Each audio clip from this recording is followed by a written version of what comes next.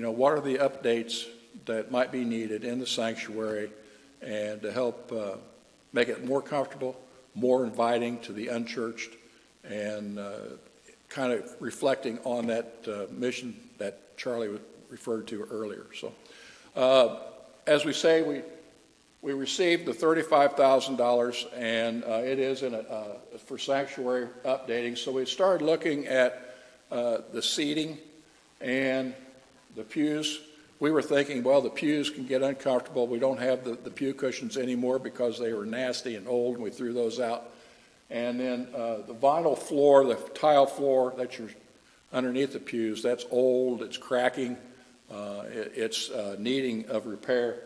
And then carpeting. The blue carpeting was put in when we expanded the chancel area, and it is starting to wear. It's getting, some seams are starting to split and starting to thread, so we think it needs to be replaced. So, next slide, Chart. All right, Tony.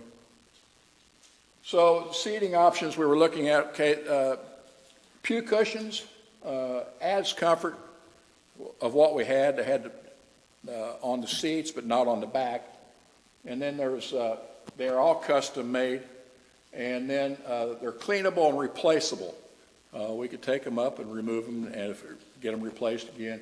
And then the pew capacity, as many of you may or may not know, is 264. We counted it to make sure. So we thought, okay, pew cushions, what else could we do? So we looked at chairs. And the chairs, similar to what we're seeing here in the choir loft, is that they're comfortable. They also have padded back. They're a flexible arrangement. We can put them in any type of order that we want to. They are able to be chained together make a row. They're cleanable and replaceable. And again, 264. I think that we can add more seating with the chairs. To give you an idea of what we think, if we wanted to, we could probably put maybe one more row up here if we wanted to. And then in your areas back here where we have the handicap seating, we could actually put chairs there. And then if we needed something for somebody that's in a wheelchair, we could take those out. But if we don't need them, then we could have a full pew. Same way with the seats in the back. We can add additional seating to our sanctuary. So using those different options, we think we can add capacity. So, Tony, go ahead and flip the next chart, please. Flooring options. We started talking about that, and underneath, it's easier to clean these areas here.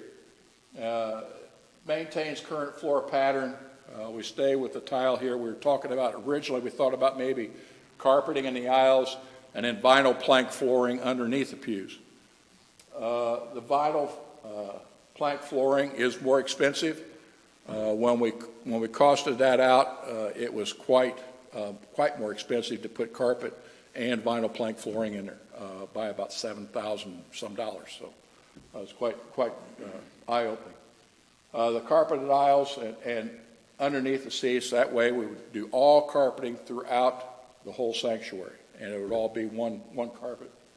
We'd have be able to be more flexible on with the chairs. If we went with chairs, we could actually maybe, instead of putting an aisle here and an aisle in the middle and all there, we may put all chairs in the middle with an aisle here and an aisle here and a few chairs over there, so we can do all kinds of different arrangements in here by using that and having the whole floor carpeted.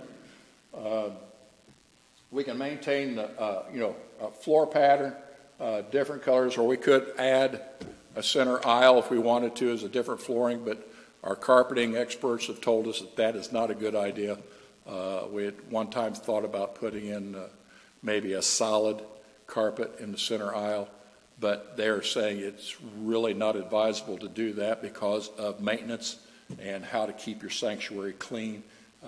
Something like that will really show dirt, dust, and if you've been any of the amigos, we've cleaned this sanctuary enough here in the last couple of months that we know that this carpet really shows a lot of stuff. So, slightly poorer acoustics. We talked about that, and we'd always heard that, hey, you know, you put in carpet everywhere, it's really going to affect the acoustics. Well, we thought so we thought, well, we're going to talk to an expert, and actually called up Michael Petrie and said, wanted to find out what he thought about that. And I said, here's what we're planning on doing or could be done, and adding the chairs and the flooring. And he said, well, the musician part of me says, really, no, don't do that. But you're not in a cathedral type setting. So he says, the pragmatic part of me says that's the best thing to do for the church. He says it really won't affect the acoustics as much as people think. He says, you're going to keep the flooring up here on the chancellor. And I said, yeah, that's not going to change. He said, yeah. I said, he goes, if I were you, I'd go ahead and do it. So it really won't affect the acoustics that much. And he says, matter of fact, the acoustics suck in here anyway. So, and that's quote, unquote. So Michael was straightforward and let us know what he really thought about it, and we really appreciated him giving us the information because we knew that would come up. Tony, next. So here are some of the examples that we've looked at. We went out and tried to find some churches on how they've done theirs. Avon Methodist Church has gone through a remodel. They've added in carpeting and chairs similar to what we're looking at. And that's a busier pattern than what we have been looking at here at our church. Next slide, please. A lot of churches are going to a little bit of multicolored. It's to kind of give a little bit of differential within the church and in their sanctuaries. And you'll even see that at even racetracks anymore because they want to make sure that it kind of looks like it from the TV pictures. The stands are full. And then here's a picture that we thought looked similar to our kind of sanctuary with the wooden pillars and all.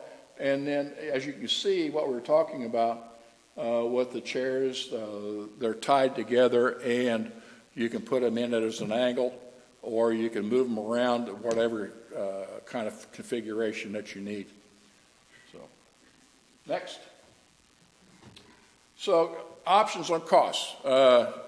Again, when we started looking at that, we really thought, wow, this was wild. That pew cushions cost $15,000 to just do what we had before.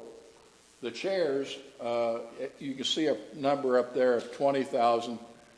When we first priced it out, it was with these chairs similar to what's in the choir loft, and it came out to like $15,600.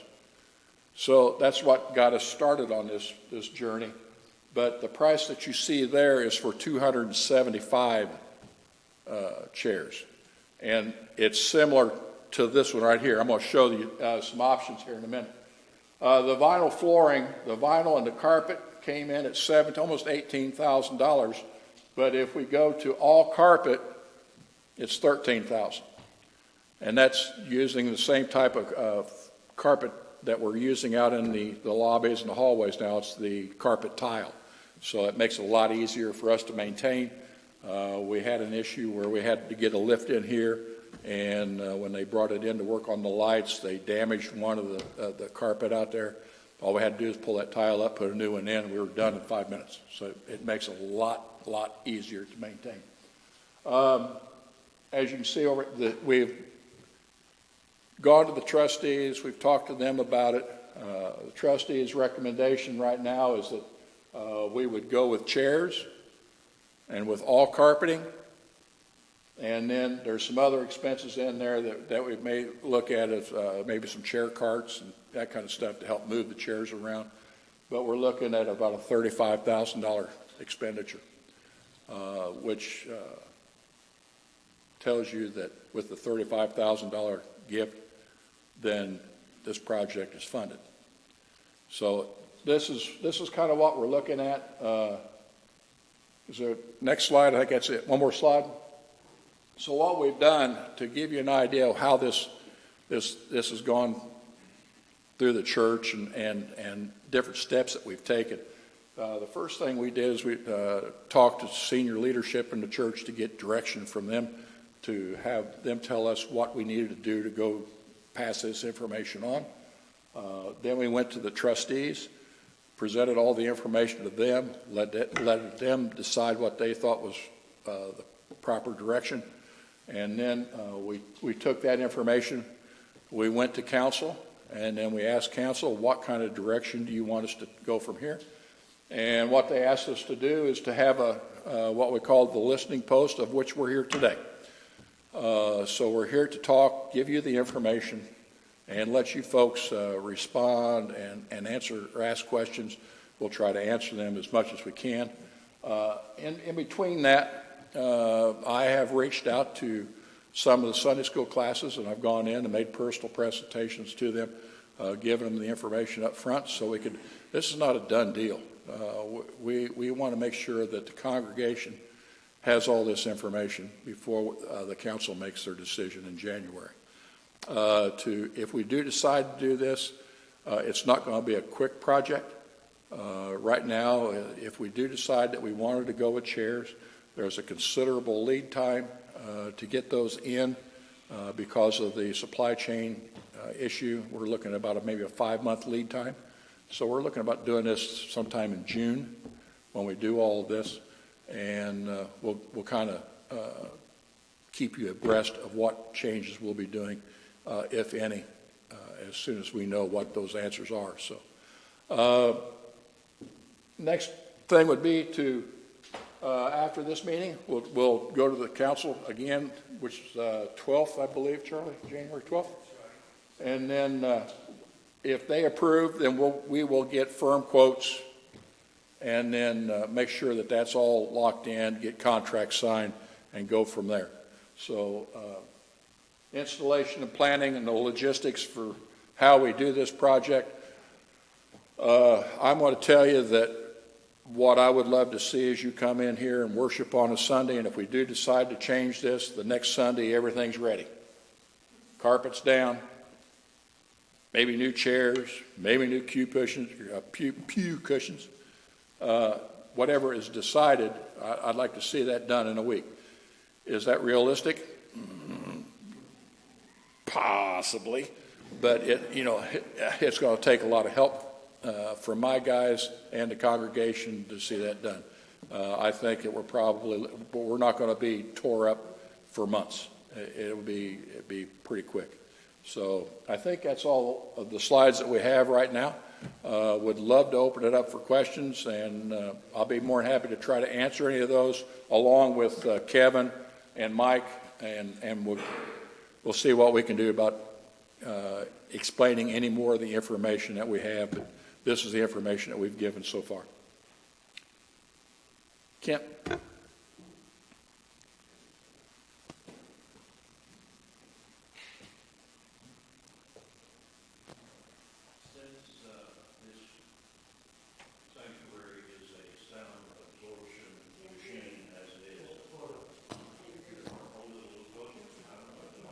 You got to get the mic turned on.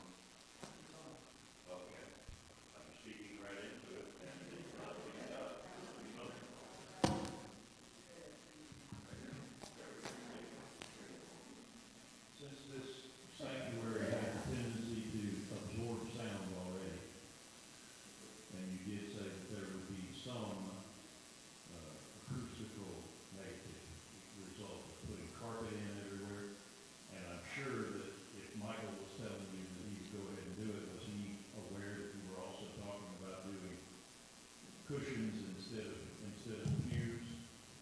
Oh, you mean chairs instead of pews? Yes. Yes. Yes. He did understand that we were talking about what if we went with chairs and all carpeting, and that's where our discussion went into. My question would be: is there a possibility that we could polyurethane some of the beams or some of the other semi-hard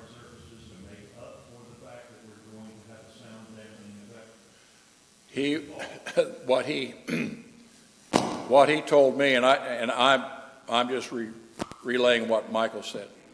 He said the most sound absorbing thing within this sanctuary is the brick, which was stunned me. Yeah, he said, and he says you're never going to get away from that. So you know, it's one of those deals. Well, we've talked to Larry, and we thought, well, we could probably seal the brick and whatever, but that's another expense that's huge. So I think the dampening of the sound will be minimal. Michael wasn't really too concerned about it, but he said, you know, if this had been a big cathedral, then he would be concerned. But he said, so I'm just relaying what he told us, and I respect him for his decisions.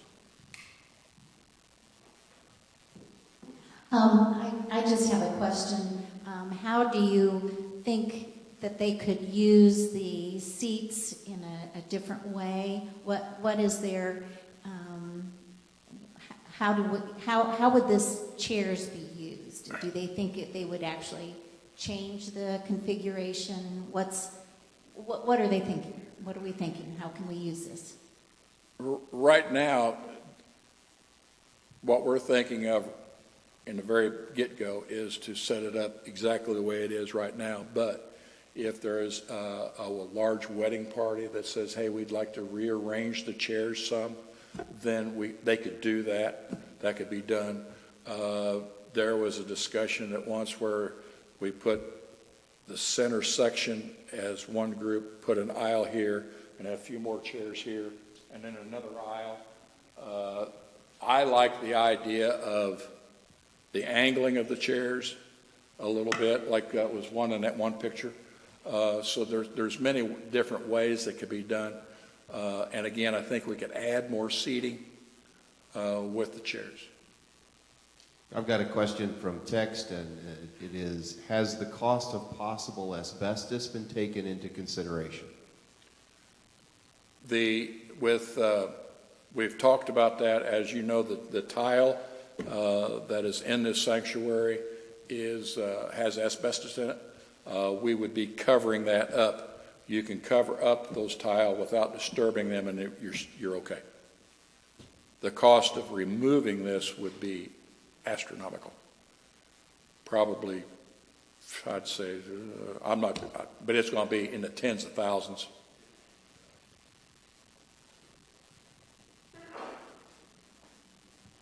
Thanks, Bill, for all of your work. The chairs that we would be ordering, if that comes through, would those be made in America, or are we going to have to worry about those being on a ship in the ocean for a while? You're going to have to worry about them being a ship in the ocean for a while. We have been talking with Church Plaza, who we purchased many chairs from in the past. They're one of the largest suppliers of those. They get those chairs from China, just about like anything else. And they are a top quality chair. But fortunately, these chairs ship in, they come into South Carolina, Charleston, instead of LA. And that's where a lot of the problems are right now, is in LA. So they do come into Charleston. They will give us an update on when, if we do order chairs, when they're ordered, when they're shipped, how long they're going to be here, and then that way we can start working on a logistical plan on installation. They're not available in the country or in other countries? Not that we probably could get some, but most of them are out of the country. We've checked competitors. There really is not anything available that's made in the U.S. for church chairs, the type that we're looking for. We have the choir loft right now. So, and the company that Bill mentioned, we went to the same place where the choir chairs are from.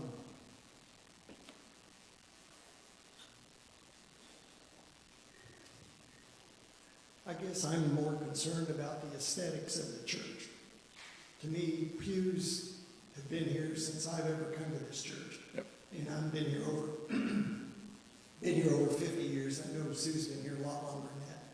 And to me, we lose any aesthetics of this church by removing pews. Maybe the chairs might be more comfortable, but maybe it's good to be a little uncomfortable during church.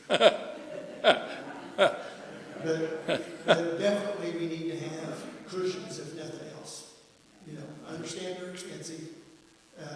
They are replaceable, but I'm just concerned that the chairs will look out of order all the time and move them in and out to do something in here other than what church is all about.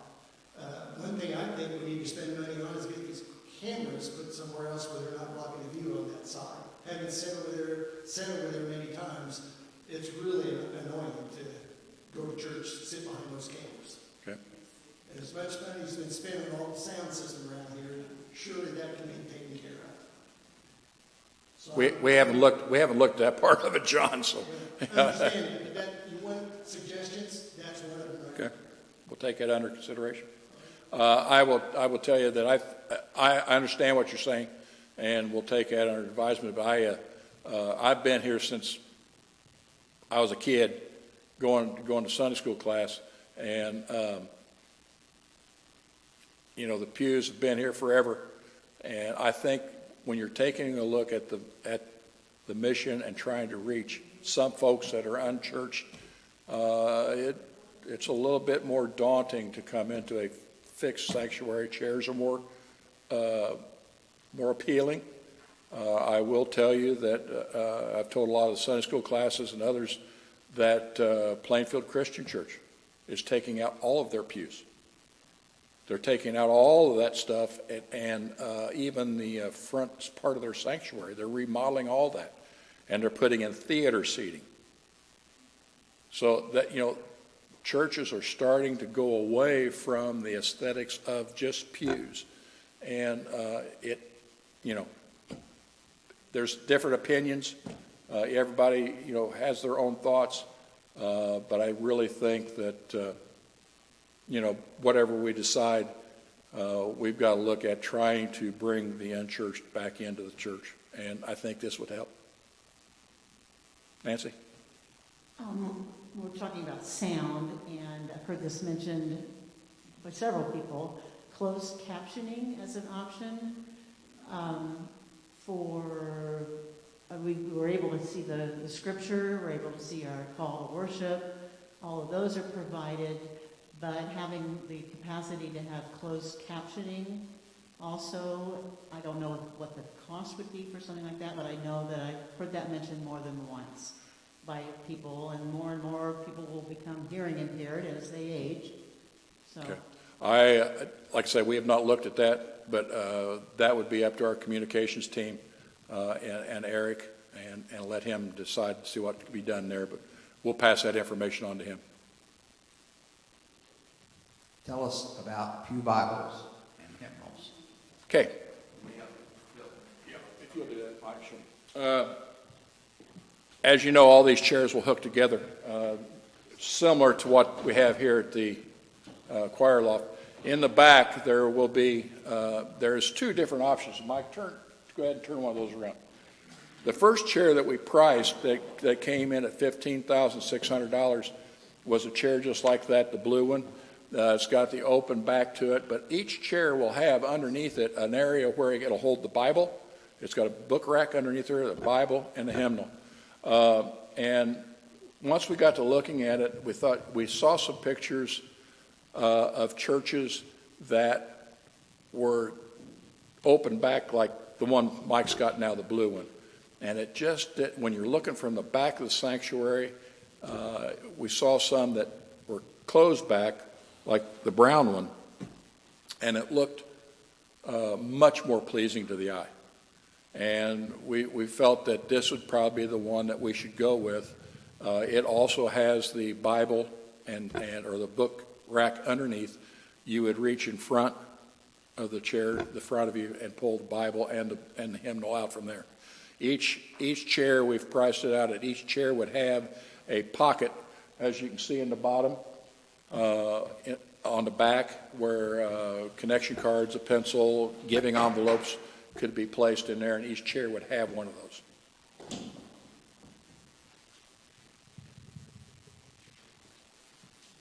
Any other questions? There is a Colts game on today. I am a Colts fan. Yes, Doug? Are the used pews a liability or a sales item? What's the cost of getting rid of the pews? Well, the first thing we would do, and we laugh about this now, but when we first started talking, we did find a place called usedpews.org, and because we knew that question would come up. It's, if you're going to do something, what are you going to do with the pews?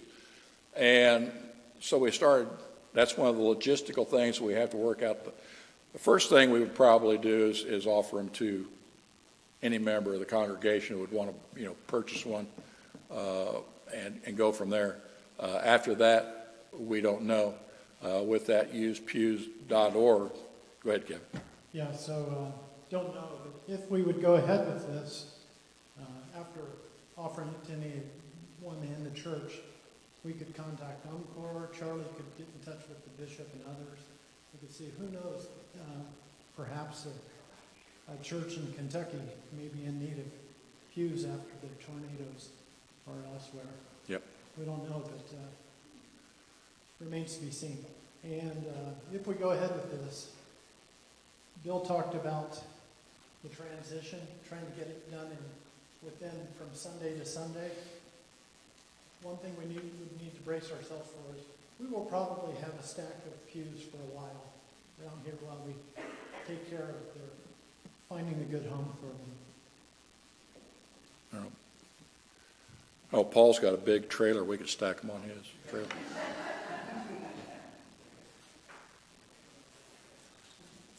I've been a member here since 1964, and I agree with John.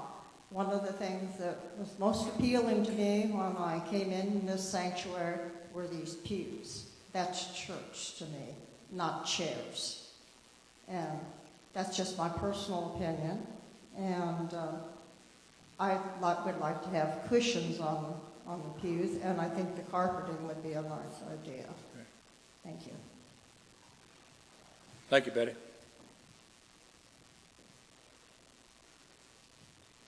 When I think of carpeting this whole thing, and I came in here today, there was grape juice on the floor. Mm-hmm. And I'm wondering, how easy is it to get something like that off the new carpeting? It's so light.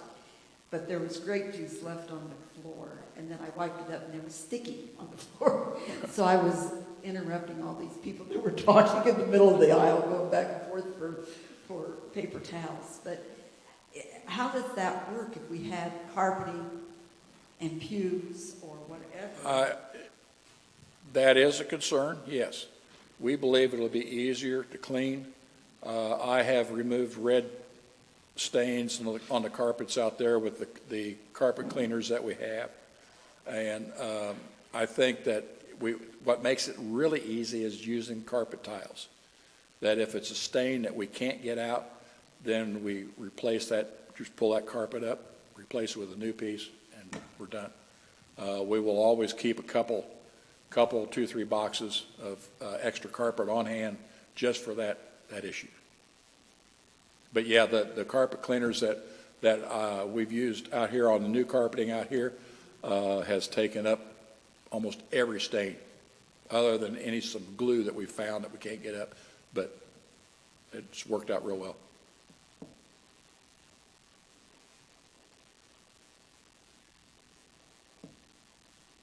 If there's no other questions, Miss Hannah's got one. She had to stand up for me to see her. Yeah, I'm sure. What else is new? I just wanted to touch on one of the earlier questions about if we have chairs, how will they be used and moved? So for something like an Ash Wednesday service, or a Good Friday service, or a Monday, Thursday service that are usually smaller, those chairs can be moved to create a more intimate atmosphere for those smaller services. Absolutely. And so that's one way, we do that kind of down in New Day. when we know we're going to have a smaller service, we'll take out some of the tables or chairs, so that way the space feels more full, and so it creates a more intimate and just kind of generally welcoming atmosphere. Yep. Thank you.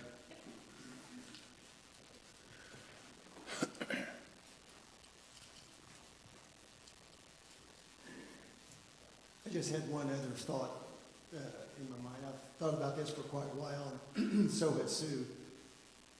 I know we have a real problem with putting a ramp up there on the stage, but knowing when Molly doesn't do it very often, but when the new day comes in church, she's got to go through the outside, and that's a good stopgap measure. But if it's blowing cold and it's snowing and raining and everything else, wheelchairs don't like water, and I'd like some better consideration done to somehow having a ramp here on the inside, so wheelchair people, walker people could get up there easier. I know the ramp would be long, but I think it's a necessity to do that.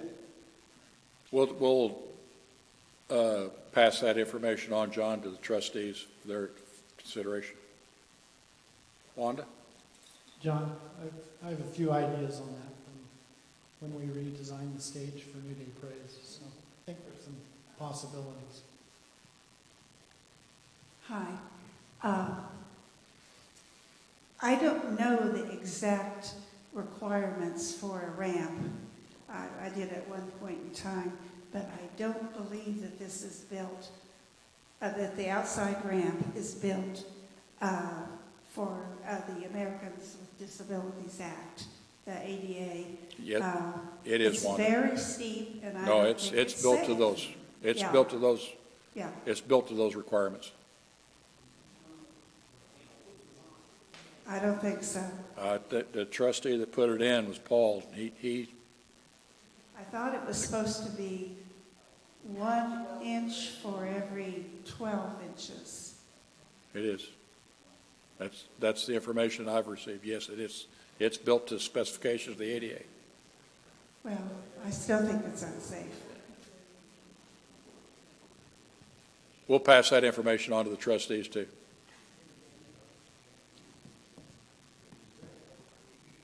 Nancy?